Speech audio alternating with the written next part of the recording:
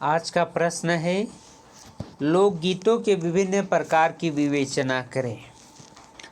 अथवा ऐसा भी पूछ सकता है कि लोकगीतों की वर्गीकरण प्रस्तुत करें। लोकगीत का कितना वर्गीकरण है, यानी कि कितना भाग में बांटा गया है, वह प्रस्तुत करना होगा। या लोकगीतों के विभिन्न प्रकार, लोकगीत के कितने प्रकार है उसके बारे में आज हम लोग जानेंगे।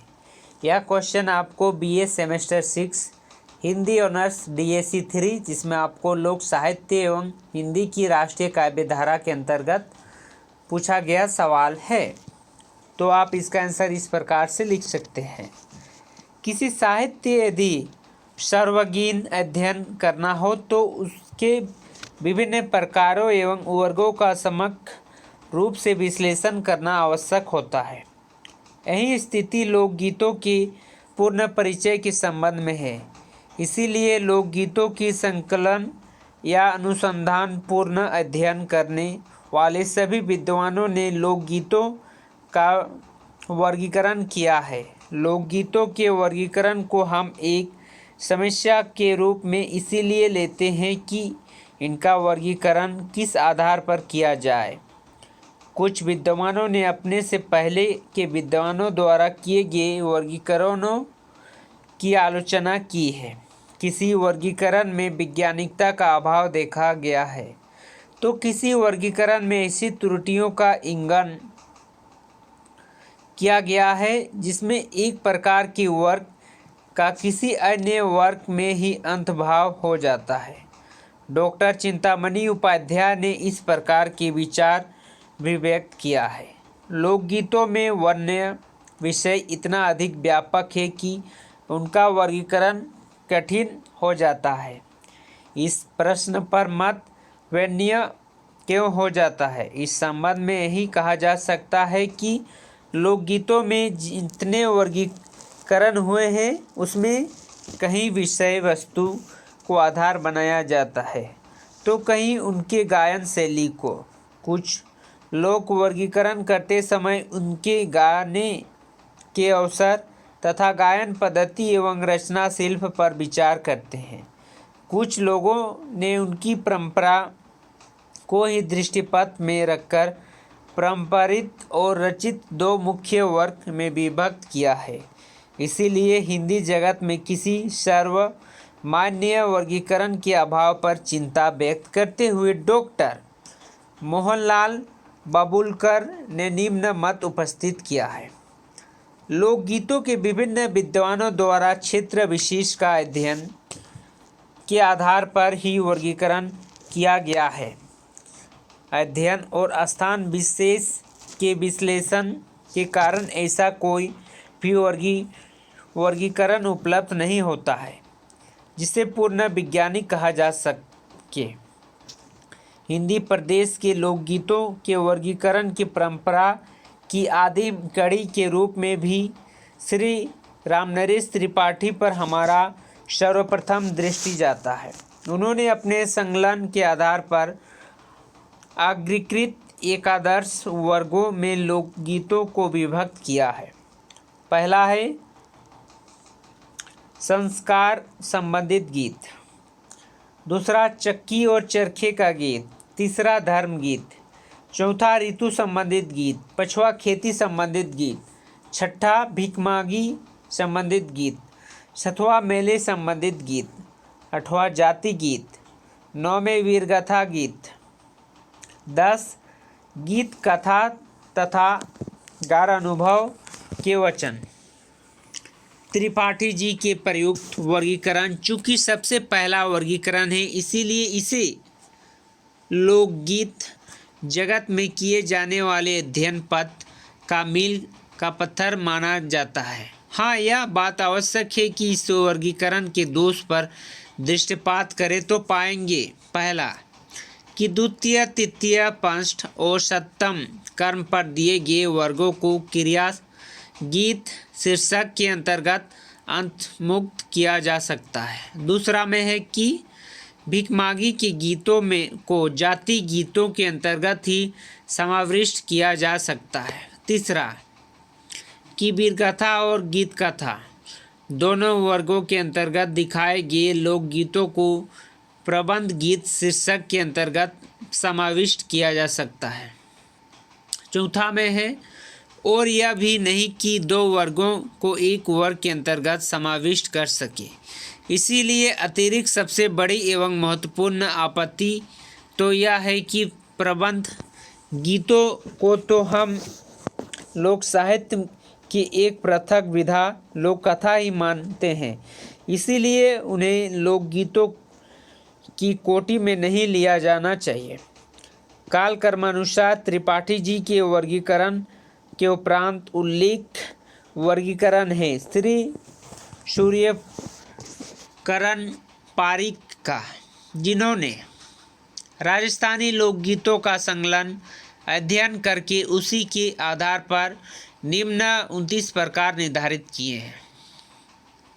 जैसे पहले 11 प्रकार थे, तो इसमें त्रिपाठी जी ने 29 प्रकार निर्धारित किए हैं, जो कि है देवी देवताओं और पितरों के गीत, ऋतुओं, तीर्थ, व्रत, उपवास और त्योहार का गीत, संस्कार, विवाह, भाई बहन के प्रेम, साली सालिया, पति पत्नी का प्रेम गीत, पनहारियों के प्रेम की चक्की, पिछते समय बालिकाओं के चरखे की भांति हर जस धमाले देश, प्रेम के राजकीय राज दरबार के जम्मे, जागरण के सिद्ध पुरुषों के वीरों एवं ऐतिहासिक गवाहों के रहस्य रस के, वस्तु पक्षी संबंधित शांत रस के, गांव के नाटक गीत और विविध प्रकार के गीतों के रूप में उपलब्ध है।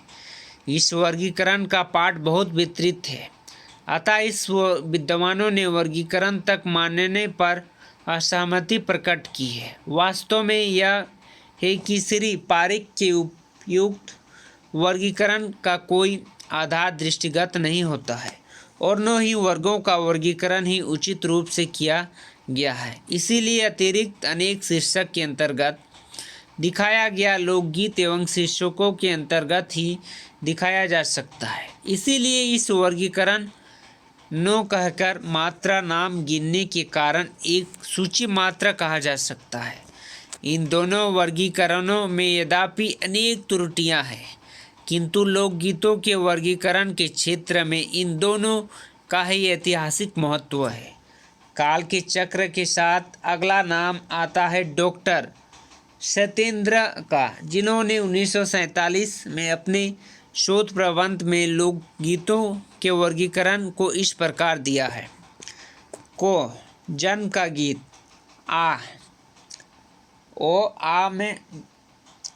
ओ में जन्म का गीत, आ में विवाह का गीत, ई में त्योहार, व्रत और देवी देवताओं का गीत, दीर्घई में अन्य विविध गीत, ऊ में प्रबंध गीत। वास्तव में देखा जाए तो यह भी कोई वर्गीकरण नहीं कहा जा सकता है, क्योंकि ओ और आ दोनों वर्गों का संस्कार विषयक गीतों के अंतर्गत समाविष्ट किया जा सकता है। दूसरा, अन्य विविध की परिधि में दिए लोकगीतों को एक सा आधार नहीं है। तीसरा, प्रबंध गीत तो लोक साहित्य की लोक गाथा नामक पृथक विधा के अंतर्गत आते हैं। इस वर्गीकरण के उपयुक्त दोषों को एक प्रधान कारण तो यह है कि लोकगीतों के वैज्ञानिक वर्गीकरण की ओर ध्यान ही नहीं दिया गया है, और दूसरे यह है कि यह वर्गीकरण मात्र ब्रज प्रदेश के लोकगीतों के आधार पर ही था। यही नहीं, एक तीसरा कारण यह भी प्रतीत होता है कि लेखक ने ब्रज प्रदेश के लोक जीवन के इन गीतों का स्वयं संग्रह नहीं किया है, इसीलिए प्रत्यक्ष ज्ञान पर आधारित लोकगीतों का अध्ययन वे नहीं कर पाए हैं। सत्येंद्र जी ने आगे चलकर ब्रज लोकगीतों के वर्गीकरण को पोछार अभिनंदन ग्रंथ में दिया है। वहाँ भी लोकगीतों के जिन शीर्षकों के अंतर्गत विभक्त किया है, उस शीर्षक विधान में अनेक ऐसे भयंकर भूले हुए हैं जिन्हें देखकर लगता है कि लेखक को लोकगीतों के स्वरूप का ज्ञान नहीं है। ऐसा संभवतः इसीलिए हुआ है कि लोकगीतों का अध्ययन स्वयं संकलित पट्टे ज्ञान पर आधारित न होकर इधर उधर से अन्य लोगों द्वारा संग्रह कर लिया गया है। उनकी प्रकृति, प्रकार आदि का गंभीर ज्ञान अर्जित करने का अवसर लेखक को प्राप्त नहीं हुआ है। इसी बीच अगली कड़ी के रूप में अनेक विद्वानों को मान सकते हैं, जिन्होंने विभिन्न जनपदों लोकगीतों का अध्ययन किया है, जिसमें हरियाणा जनपद के लोकगीतों का अध्ययन करने वाले डॉक्टर शंकरलाल यादव ने प्रबंध और मुक्तक जैसे मोटे भेद करके मुक्तक लोकगीतों में 5 विभागों संस्कार, ऋतु, कृषि, राजनीतिक तथा विविध प्रकार की लोकगीतों का उल्लेख किया है। इसी प्रकार डॉक्टर कृष्णलाल हंस ने निमाड़ी लोकगीतों को आधार मानकर संस्कार, ऋतु, जीवन, धर्म, इतिहास तथा अन्य इस प्रकार 6 वर्गों में विभक्त किया है। मालवा जनपद के लोकगीतों के आधार पर सामान्य और वैज्ञानिक 2 ही वर्ग किए हैं और फिर सामान्य वर्ग के अंतर्गत जातीय संस्कार और प्रथाएं, धार्मिक विश्वास, कार्य संबंध और रस की दृष्टि से 5 प्रकार के वर्गों का उल्लेख किया है। यही नहीं, उन्होंने पृथक पृष्ठ पर एक वैज्ञानिक वर्गीकरण भी दिया है। इसी प्रकार मैथिली जनपद के लोकगीतों का अध्ययन का आधार बनाने वाले विद्वान डॉक्टर तेज नारायण लाल ने संस्कारों, पेशों, ऋतुओं, नृत्य, सामाजिक, आर्थिक आधार पर विविध आदि 7 वर्गों में लोकगीतों को विभक्त किया है। लोकगीतों के वर्गीकरण की परंपरा का एक अत्यंत महत्वपूर्ण कड़ी के रूप में डॉक्टर कृष्णदेव उपाध्याय का नाम उल्लेख किया जा सकता है।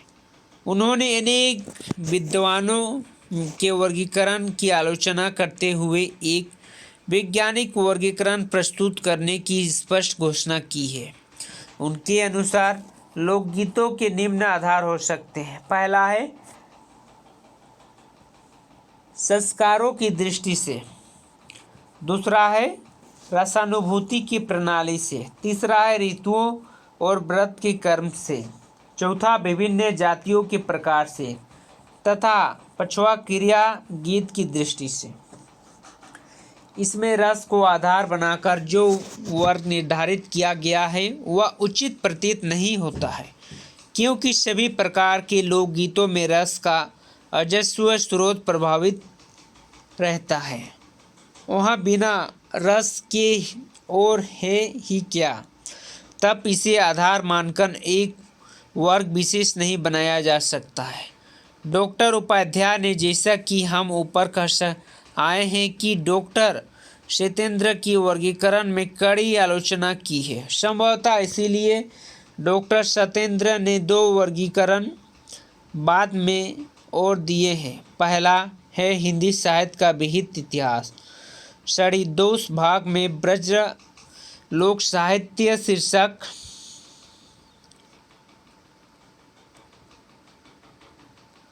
लोक साहित्य शीर्षक,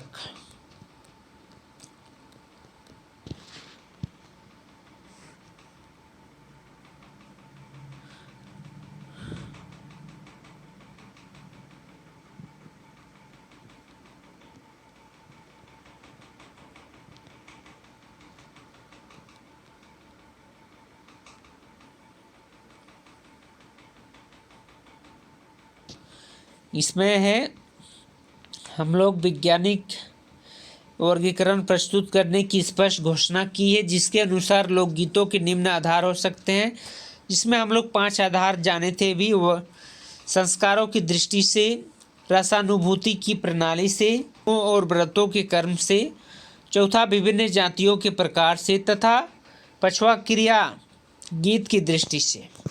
इसमें रस की आधार बनाकर जो वर्ग निर्धारित किया गया है वह उचित प्रतीत नहीं होता है, क्योंकि सभी प्रकार के लोकगीतों में रस की अजस्व स्रोत प्रभावित रहता है। वहाँ बिना रस के और है ही क्या, तब जिसे आधार मानकर एक वर्ग विशेष नहीं बनाया जा सकता है। डॉक्टर उपाध्याय ने, जैसा कि हम ऊपर कह आए हैं कि डॉक्टर सत्येंद्र का वर्गीकरण की कड़ी आलोचना की है। संभवतः इसीलिए डॉक्टर सत्येंद्र ने दो वर्गीकरण बात किए हैं और दिए हैं। पहला है हिंदी साहित्य का विहित इतिहास, षड्यंत्र भाग में ब्रज लोक साहित्य शीर्षक अध्ययन में, जिसमें स्त्रियों के पुरुष और ऋतु गीत, धार्मिक गीत, खेल गीत और गीत आदि 7 बताए गए हैं।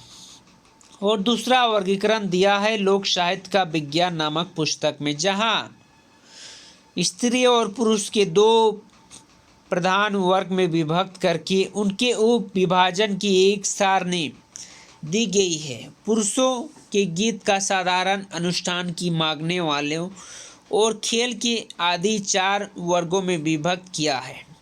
फिर ग्रामीण, नागरिक, प्रबंध, मुक्तक, व्यक्ति और समूह आदि के आधार पर उप विभाजन किया है। साधारण वर्ग के लोकगीतों का स्त्रियों के गीतों को संस्कार विषयक, तिथि वासरक और अन्य शीर्षक के अंतर्गत विभक्त किया है। जितने वर्गीकरणों के ऊपर उल्लेख किया गया है, उन्होंने एक दूसरे की आलोचना और अपने वर्गीकरण को निर्दोष एवं वैज्ञानिक कहने का दावा किया है। वास्तविक यह है कि लोकगीतों के वर्गीकरण के अनेक पक्ष एवं दृष्टिकोण हो सकते हैं। इसीलिए एक पक्ष या दृष्टिकोण के आधार पर दिए गए वर्गीकरण अपूर्ण तो होंगे ही। वस्तुतः इस समस्या का समाधान तभी संभव है जब वर्गीकरण करते समय निम्न तत्वों को दृष्टिपथ में रखा जाए। पहला, गायक वर्ग, जैसे नारी, पुरुष, बाल, शिशु आदि के आधार पर। दूसरा, गायन का वातावरण, जैसे व्यक्ति, समूह, टोल, व्यवसायी, गायक एवं श्रोता आनंद हेतु गाने वाले आदि के आधार पर। तीसरा, गायन पद्धति के आधार पर। चौथा, लोकगीतों का रूपात्मक वैशिष्ट्य के आधार पर। यही नहीं, उपयोगिता के दृष्टि से, जातीय दृष्टि से, अवस्था भेद से, वस्तु भेद से, रूप भेद से, प्रबंध एवं मुक्तक, प्राकृतिक भेद से, शुद्ध नृत्य गीत, नाटकीय गीत आदि आधारों पर भी लोकगीतों के वर्गीकरण किए गए हैं। तभी वैज्ञानिक वर्गीकरण हो सकेंगे। ऐसा करते समय सभी जनपदों के लोकगीतों को भी सामने रखना चाहिए, जिससे कोई भी लोकगीत प्रकार वर्गीकरण से छूट न जाए। लोकगीतों की सामान्य प्रवृत्तियाँ एवं रूढ़ियाँ। पहला है, लोकगीतों की अनेक प्रकार की प्रवृत्तियाँ होती है, जिसका विवेचना करना उचित प्रतीत होता है। साथ ही लोकगीतों की अनेक रूढ़ियाँ भी होती है। इन दोनों की विवेचना इसीलिए किया है कि इनके आधार पर लोकगीतों का सही परिचय प्राप्त किया जा सकता है। हाँ, इस संबंध में इतना अवश्य कहना है कि सभी प्रकार की प्रवृत्तियाँ एवं रूढ़ियों के उदाहरण ब्रज लोकगीतों में दिए जा रहे हैं। सामान्य प्रवृत्तियाँ, लय, पृथक पद योजना। दूसरा, सामान्य ध्वनि के लिए निरर्थक शब्द का प्रयोग। लोकगीत का तत्व। लोकगीत का निर्माण 4 अथवा 5 जड़ों के मिलने से होता है। रूप, लय, सर्वहरण एवं अवहरण में समानता रहने वाले गीत के भाग को जड़ कहते हैं। अधिक प्राचीन गीतों को जड़ नहीं भी हो सकता है, लेकिन सभी गीतों के निर्माण निम्नलिखित अंगों में होता है। पहला, अस्थायी या जड़ का प्रारंभिक और मुख्य अंक होता है। इसमें गीत का मुख्य भाव समाहित होता है। एक जड़ गाने के उपरांत गीत के इसी अंक की पुनरावृत्ति की जाती है, जिससे श्रोताओं पर गीत की अस्थायी प्रभाव पड़ता है। दूसरा, अंतरा। अस्थायी भाग से आगे गीत के मुख्य भाव की विविधि की जाती है। इस भाग को अंतरा कहते हैं। ई में है लय। लोकगीत के भाव को अलंकृत करने के लिए गीत की भाषा लय प्रधान होती है। लोकगीत की भाषा इतनी लचीली और प्रभावयुक्त होती है कि वह लोक गायक के स्वर तथा गीत का में समाहित भाव में आवेश का कुशलतापूर्वक संवहन करती है। लोकगीतों का रचयिता अशिक्षित होने के कारण उसकी रचना छंदबद्धहीन होती है। इसके कृतित्व में केवल लय का संरक्षण होता है। लोक गीतकार को मात्र दिन का ज्ञान होता है। वह केवल गीतों की लय को जानते हैं, इसीलिए वह केवल लय की ही रक्षा कर पाते हैं, मात्राओं की नहीं। समस्त लोकगीतों की प्राण लय ही है। इनमें स्वरारोहण, अवरोहण एवं पुनरावृत्ति। लोकगीतों के भाव में आवेग और आवेश उत्पन्न करने के लिए लोक गायक स्वरारोहण एवं स्वरारोहण की सहायता लेते हैं। गीत में भावावेश होने पर स्वर की ऊंचा उठता है। इस स्वरारोहण और फिर स्वर को धीरे धीरे उतारना, सामान्यता लाना को स्वरारोहण कहते हैं। यह अंग गायक की कला की कसौटी है। गीतों में इस सौंदर्य की वृद्धि के लिए लोक गायक अनेक लय, पृथक शब्द तथा हे, हो, हरे, हरे आदि की योजना भी करती है। गीत में पुच्छ पदों की योजना और टेक अंग की पुनरावृत्ति श्रोताओं पर गीत की प्रभाव जमाने के लिए ही की जाती है। मिलान। गीत अंतरा को समाप्त करके स्वरारोहण एवं अवरोहण के साथ अपनी अस्थाई की लय को प्राप्त करती है। इस अंग को मिलान कहा जाता है। इस गाने के उपरांत गीत के अस्थाई अंग की पुनरावृत्ति की जाती है। यह झड़ का अंतिम अंग है। भर्ती। गीत की एक झड़ गाने के उपरांत गीत के प्रभाव में निरंतरता बनाए रखने के लिए कुछ पदों की योजना की जाती है, जिन्हें गीत की भारती अंग कहा जा सकता है। भक्तिपरक गीतों में हरे हरि गुण गाइए, राम गुण गाइए, हरि हरि और नारीपत गीतों में लड्डू बेसन आदि पदों की योजना इसी अंक के अंतर्गत आती है। ए में है रंगत विधान। रंगत विधान में आते हैं लोक गीतों में श्रोताओं पर गीत का प्रभाव जमाने अथवा उनका ध्यान केंद्रित करने के लिए गीत के मुख्य भाव को छंद परिवर्तन के साथ वातानुकूल छंदों में गाया जाता है। इस रंगत विधान कहते हैं। यह विधान परंपरा प्रभावी तथा रचित सभी लोकों में होता है। परंपरा प्रभावी गीतों में श्रृंगार अथवा हास्य से संबंधित गीत छंद के बीच में बार बार गाए जाते हैं। मोड़।